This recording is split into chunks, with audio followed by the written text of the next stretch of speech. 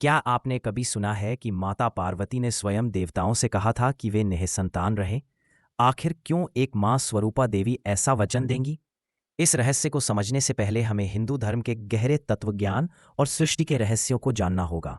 पौराणिक कथाओं में वर्णन आता है कि जब देवताओं ने माता पार्वती से आशीर्वाद मांगा, हे जगदम्बा, हमें संतान सुख की प्राप्ति हो, तब मां पार्वती ने उत्तर दिया, हे देवताओं, तुम्हें निःसंतान रहना ही श्रेयस्कर है। यह सुनकर सभी देवता चकित रह गए।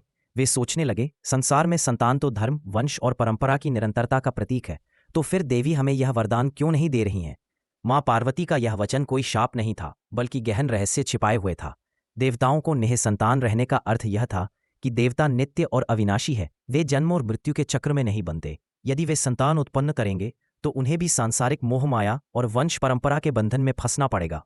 लेकिन देवों का धर्म, स्वधर्म, संसार की रक्षा करना है, न कि उसमें आसक्त होना। संसार का संतुलन, यदि देवताओं की भी संतान होती तो वे मानवों और दैत्यों की तरह पृथ्वी पर अपना वंश बढ़ाते। इससे शक्ति का संतुलन बिगड़ जाता।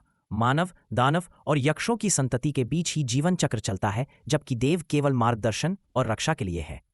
आध्यात्मिक संदेश, मां पार्वती हमें यह भी सिखाना चाहती थी कि दिव्यता का मार्ग असक्ति, नॉन अटैचमेंट है। जिसे आध्यात्मिक उन्नति करनी है, उसे सांसारिक बंधनों से ऊपर उठना होगा। देवताओं का निःसंतान रहना इसका प्रतीक है कि परमात्मा की ओर बढ़ने के लिए आसक्ति छोड़नी पड़ती है। अब प्रश्न उठता है कि यदि देवताओं को संतान नहीं होनी चाहिए, तो फिर गणेश और कार्तिकेय का जन्म क्यों हुआ? इसका उत्तर यह है कि गणेश और कार्तिकेय साधारण संतान नहीं हैं, वे दैवीय कार्य के लिए अवतरित हुए।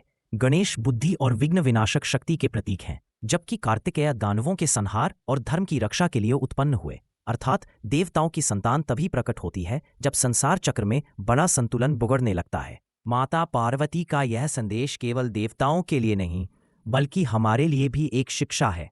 संसार में रहते हुए यदि हम पूरी तरह परिवार, वंश और मोह माया में ही उलझे रहेंगे, तो आध्यात्मिक उन्नति असंभव हो जाएगी। इसलिए शास्त्र कहते हैं, गृहस्थ धर्म निभाओ, लेकिन आसक्ति मत रखो।